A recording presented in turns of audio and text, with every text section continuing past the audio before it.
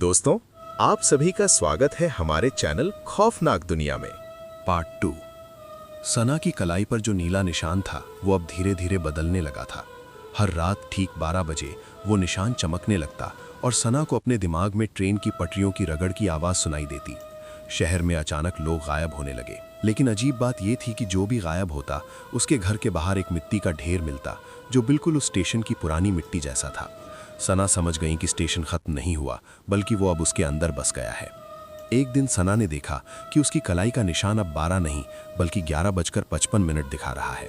उसने महसूस किया कि जैसे जैसे ये निशान 12 की तरफ बढ़ रहा है, उसके आसपास की दुनिया धुंधली हो रही है। लोग उसे देख नहीं पा रहे थे और वो दीवारों के पार देख सकती थी। स्टेशन उससे अपना रास्ता मांग रहा था। वो दोबारा इस दुनिया में लौटना चाहता था। ठीक 5 मिनट बाद जब निशान ने 12 बजाए, पूरा शहर एक अजीब ठंडक से भर गया।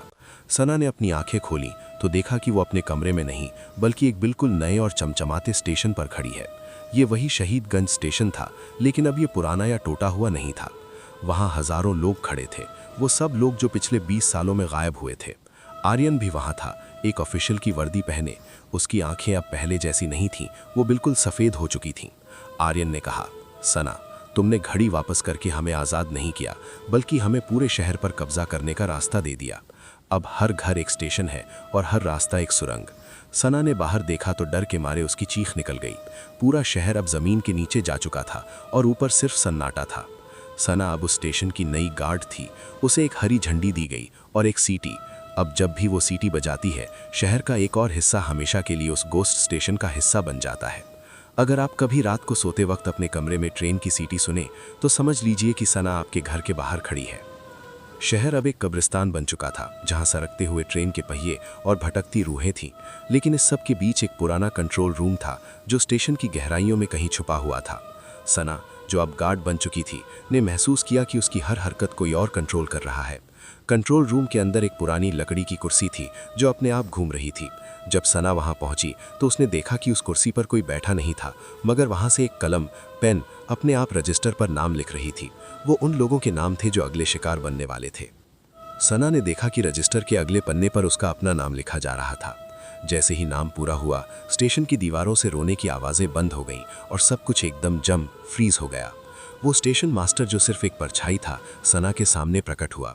उसने अपना मास्क उतारा और सना का दम निकल गया। वो चेहरा किसी अजनबी का नहीं बल्कि सना का अपना हमशक्ल डॉपलगैंगर था। उस हमशक्ल ने ठंडी आवाज़ में कहा, इस स्टेशन को चलाने के लिए एक जिंदा रूह की ज़रूरत होती है। 20 साल पहले मैं थी, आज तुम हो। सना को समझ आया कि ये कोई भूत प्रेत की कहानी नहीं बल्कि एक काला चक्र, टाइम लूप है। हर 20 साल बाद स्टेशन एक नया गार्ड चुनता है और पुराना गार्ड आज़ाद होकर धूल में मिल जाता है।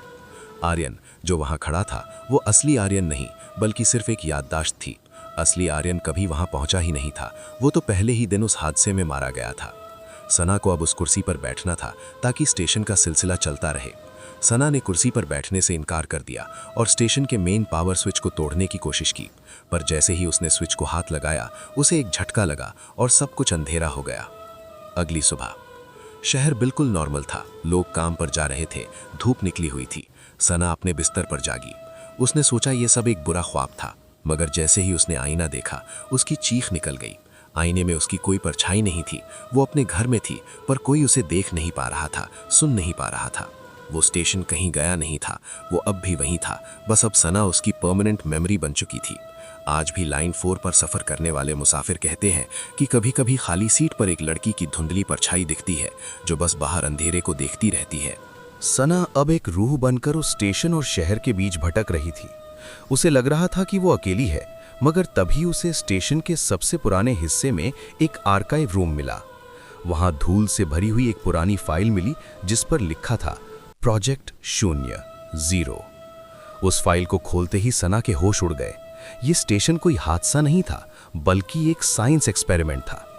1980 में साइंटिस्ट एक ऐसा रास्ता बनाना चाहते थे जहां वक्त को रोका जा सके ताकि मौत को मात दी जा सके, मगर एक्सपेरिमेंट उल्टा पड़ गया और पूरा स्टेशन वक्त की दरार टाइम रिफ्ट में फंस गया।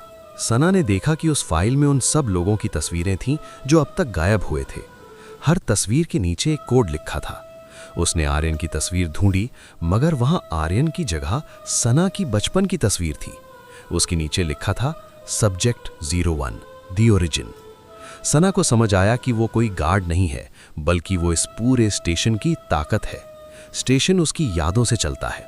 अगर वो अपनी यादें मिटा दे तो ये स्टेशन खुद ब खुद तबाह हो जाएगा। सना ने अपनी आंखें बंद की और उन सब बातों को भूलने की कोशिश करने लगी। आर्यन का चेहरा, स्टेशन की वो ठंडी हवा और अपना नाम भी। जैसे जैसे वो सब भूलती गईं, स्टेशन की दीवारों में दरारें पड़ने लगीं। वो स्टेशन मास्टर जो सना का हमशक्ल था, दर्द से चिल्ला उठा, क्योंकि उसकी मौजूदगी सना की सोच से थी। अचानक एक तेज रोशनी हुई और स्टेशन की हर ईंट रेत बनकर बिखरने लगी। जब सना ने दोबारा आंखें खोली, वो एक हॉस्पिटल के बेड पर थी। उसके पास एक डॉक्टर खड़ा था। डॉक्टर ने कहा, वेलकम बैक सना, तुम 20 साल से कोमा में थी। जब 1980 में तुम्हारे पिता ने लाइन 4 का काम शुरू किया था, तब एक ब्लास्ट हुआ था और तुम उसमें फंस गई थी। सना ने खिड़की से बाहर देखा।